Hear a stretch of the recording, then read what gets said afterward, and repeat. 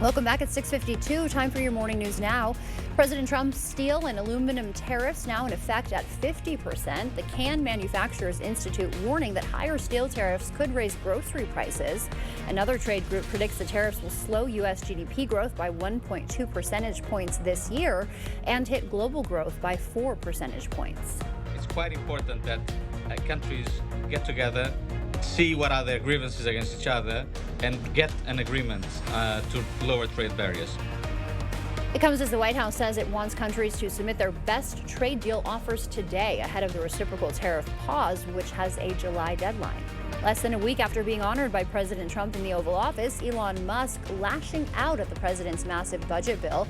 On social media, Musk called the legislation pork-filled and a disgusting abomination, with a number of Democrats praising Musk's criticism of the bill.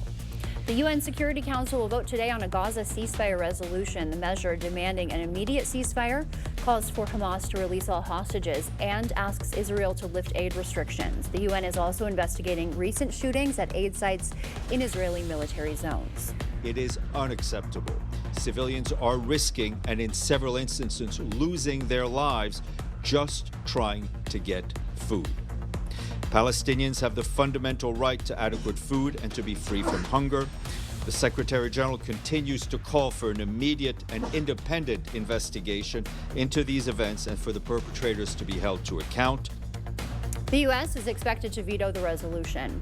Your commute across the Mississippi River getting easier today with free water taxi service. The taxi runs between Lansing, Iowa and DeSoto, Wisconsin, after officials had to shut down the Blackhawk Bridge due to some unsafe movement. Service running Monday through Saturday, 7 a.m. to 5 at Lansing Marina and Big Slough Landing.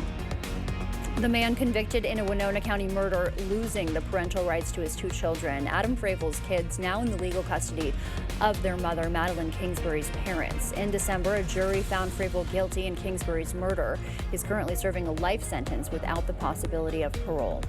Viroqua's old landfill is leaking dangerous methane gas. The landfill closed in the 90s with a ventilation system to release methane from decomposing waste, but that system failed.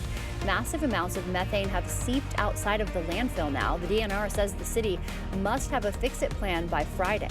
Basically, the current proposal is to reestablish that passive venting.